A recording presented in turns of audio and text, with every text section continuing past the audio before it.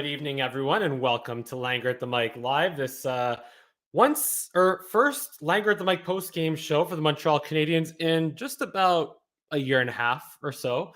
I was feeling festivus on this Tuesday night because the Montreal Canadiens beat the Tampa Bay Lightning, which they don't do very often, and they got a win, which they don't do very often this season. So I felt like coming on live here to talk about a couple of things. I also got a video that I'm going to be working on releasing by tomorrow, so stay tuned for that. But the biggest things I want to talk about right now, of course, the Montreal Canadiens beating the Tampa Bay Lightning 3-2 at the Bell Center after losing 5-3 on Saturday when Marty St. Louis and Vinny Lecavalier got honored and entered into the Tampa Bay Lightning Hall of Fame. But biggest things I want to talk about here tonight are Kirby Dach scoring in his return to action after having not played since Valentine's Day. He scores right in the first period off a quick little turnover. Puck makes its way right to him, and he just instinctively gets a quick shot on net. Vasilevsky probably wasn't even ready for it, and it works. And he has his 13th of the year. Kirby Dach does 13th goal of the year. That's 36 points now in 55 games, a career high for Kirby Dach. Unfortunately, he had the injury issues that kept him out for a month and about a week or so. But it's so nice to see Kirby Dach back out there and scoring, of course, and being productive on Nick Suzuki's wing, which, and before I get to that, of course, obviously this is a hugely costly win in the sense of going for the tank. Oh, I also forgot to mention on social media that we're going live right here. So let's do that real quick. There we go. Perfect. Okay, so yeah, this game was pretty costly in terms of the tank because now the Montreal Canadiens will have moved ahead of the Philadelphia Flyers, or at least I think caught up to them. I'm just going to verify that right now.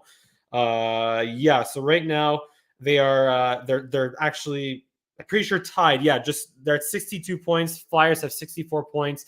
Habs have a game in hand though. Flyers have a game in hand. So again, and now that puts the Canadiens also a full 6 points ahead of the Anaheim Ducks in terms of trying to solidify themselves into the bottom five or top five for a draft selection. But all that aside, I just feel like tonight was just a feel-good win to see Brendan Gallagher back in the lineup, Kirby Dach back in the lineup, Kirby Dach scoring a goal, Brendan Gallagher getting a couple of chances to score a goal. So just and the Bell Center was doing the wave with with a couple minutes left to go in the third period. So just overall, in my opinion, just a fun night, fun win for the Montreal Canadiens. But yeah, just going back to Kirby Dach now, and a couple of things I want to talk about. Kirby Dach, of course, is he a center or is he a winger? He was traded or acquired in that trade for Romanov and the top 15 draft picks in the first round back in the draft in last July. He was brought in to be a center.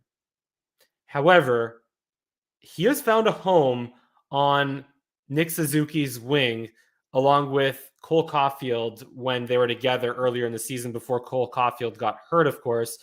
So I'm curious to see, like they brought him in to be a center, but will his best spot in the lineup and on this roster and over the course of the rebuild, because of course the season is just about, looking at the big picture, will Kirby Dach's ultimate spot in the lineup be on the wing or at center? Let me know in the comments section. I think it's at the wing.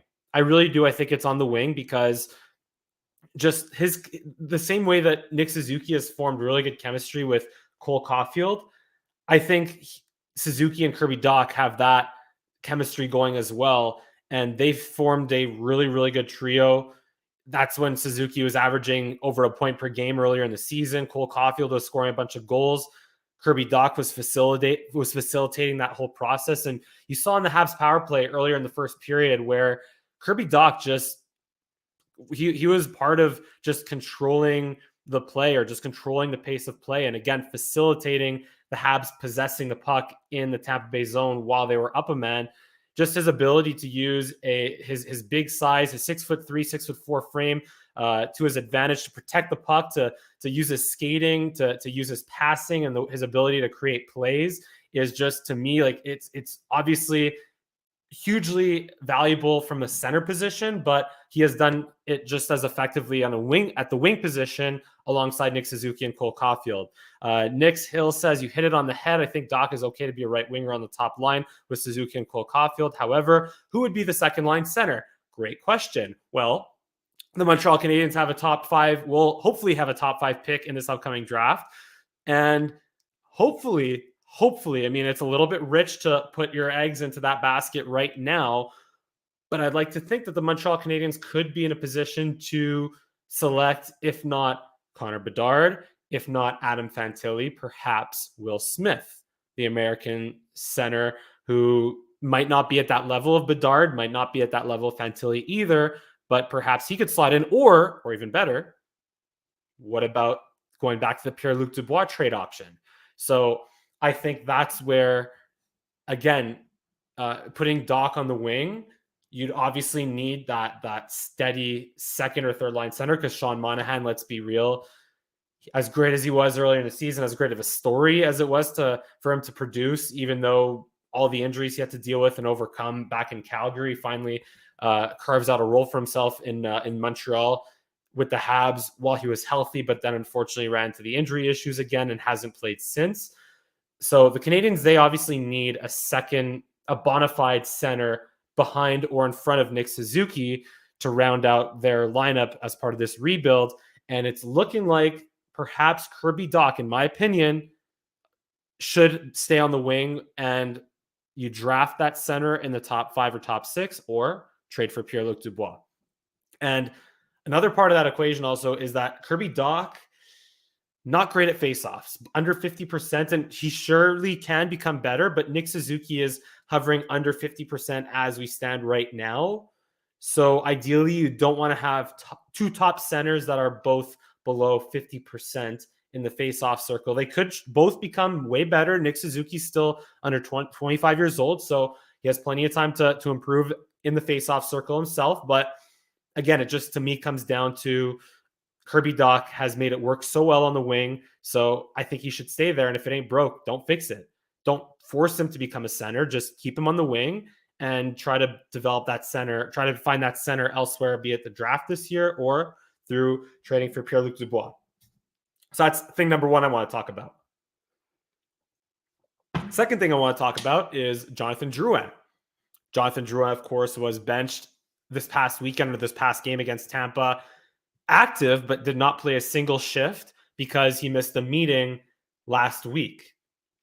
And I still maintain my opinion that the Canadiens should at least explore the opportunity to bring Jonathan Drouin back on a 1-year vet minimum contract, because he has 2 goals, 17 assists. Yeah, sure, only 2 goals, but 19 points in his last 22 games while he's been healthy. To me, the issue with Jonathan Drouin, obviously he had the whole mental health issues of 2 years ago, and he sat out the rest of the year for that. But to me, it's just a matter of he brings an element of playmaking and passing that is honestly unique to the Canadiens roster. Not many other players on the Montreal Canadiens, outside of perhaps Kirby Dach and Nick Suzuki, of course, have the playmaking ability that Jonathan Drouin has. And to me, like, that's just how he finds a way to get assists. Sure, he'll only score 2 goals in an entire season, and at one point, Linus Ullmark will be outscoring Jonathan Drouin, because Linus Ullmark scored as a member of the Boston Bruins, of course, a couple of weeks or a month ago, whenever that was. But to me, Jonathan Drouin, just for his ability to be a playmaker, is just set, like, make these ridiculous passes at key points in the game.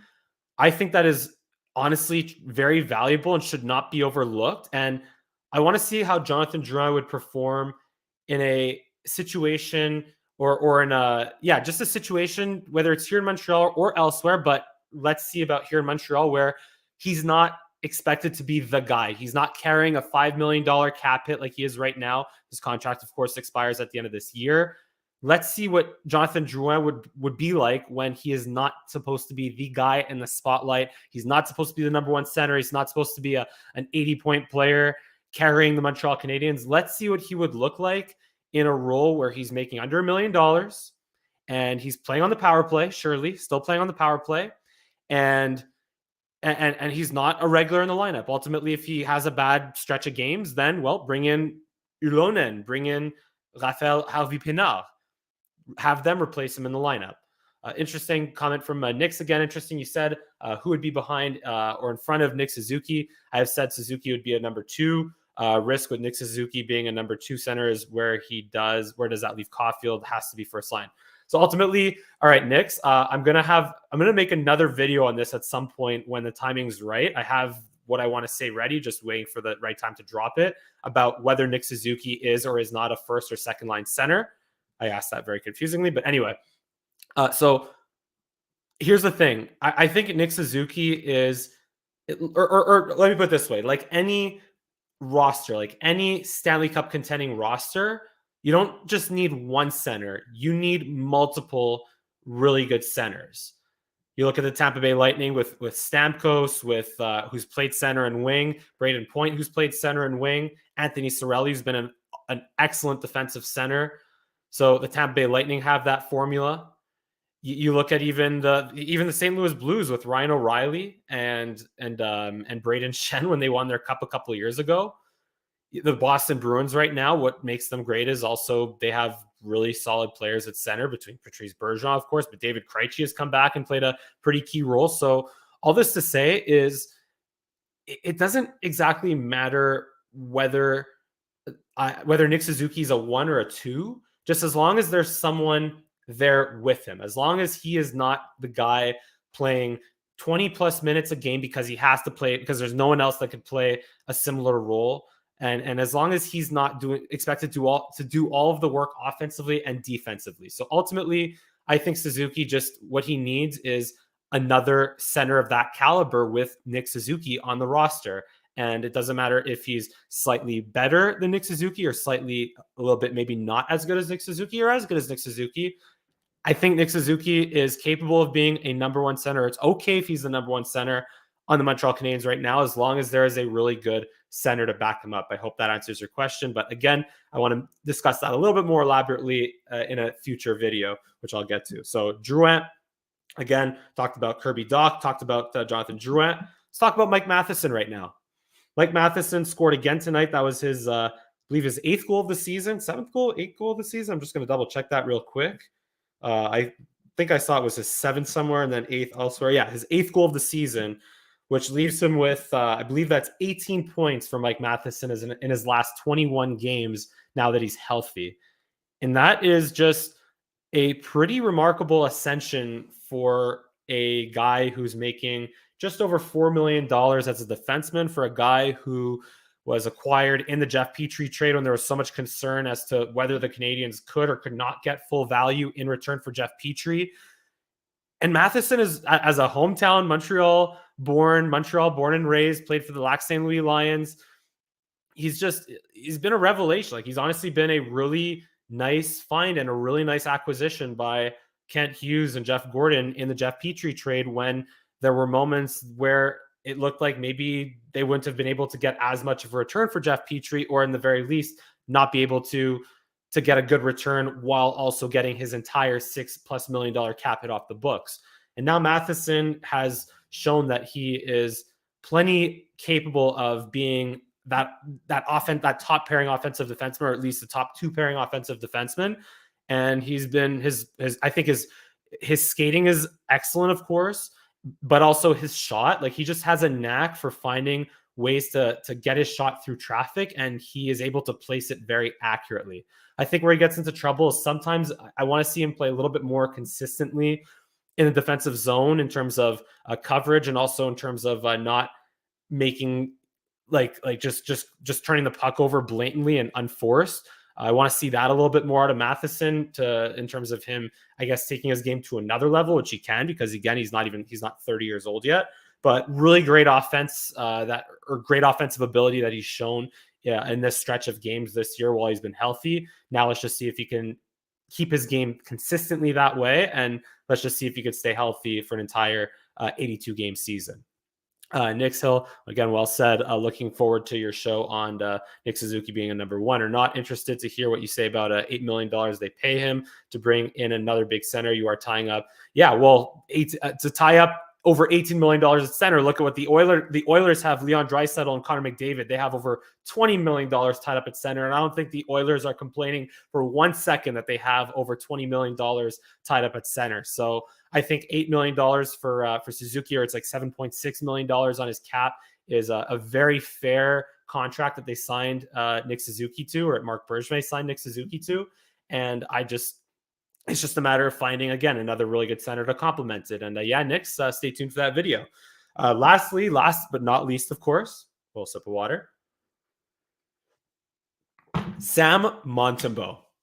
I made a video about whether or not Sam Montembeault can be considered a number one goaltender or not. I made that video last week. And ever since Jake Allen, he got pulled in that Avalanche game, and then that crazy game against Florida last week where Montembeault started, let in 2 or 3 quick goals, got yanked. Jake Allen could not stop a beach ball, so Montembeault went back in there, and he just ended up playing much better that second time around that Florida game. He had a .900 save percentage in the loss against Tampa this past weekend, and tonight he makes 31 saves on 33 shots. So Sam Montembeault will he become an Andrei Vasilevsky or an Igor Shesterkin or a Jake Ottinger or a Carey Price or Henrik Lundqvist? Probably not. Very likely he will not. But can he be a goaltender that's capable of playing 40 games, let's say, 40, maybe 50 games tops, and doing so effectively on a good team?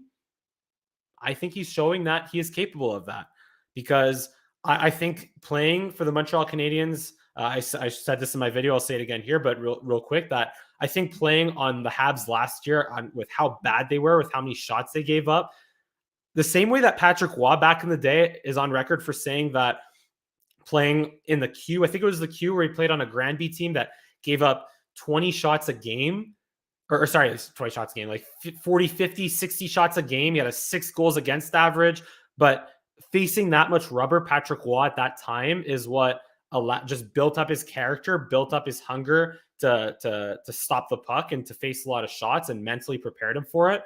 And I think we're seeing some of that same effect that on Sam Montembeault right now, given what he went through last year. And he's just been he's taken a step forward this year, plain and simple. I mean, his goals against average is still a little high I think it's at like 3.3, 3.4 right now, but his save percentage is still in the 900s. And that is something that's pretty remarkable when you're playing on one of the 6 worst teams in the NHL to still have a 900 save percentage. Monty has to be, again, Nick's here. Monty has to be the number one.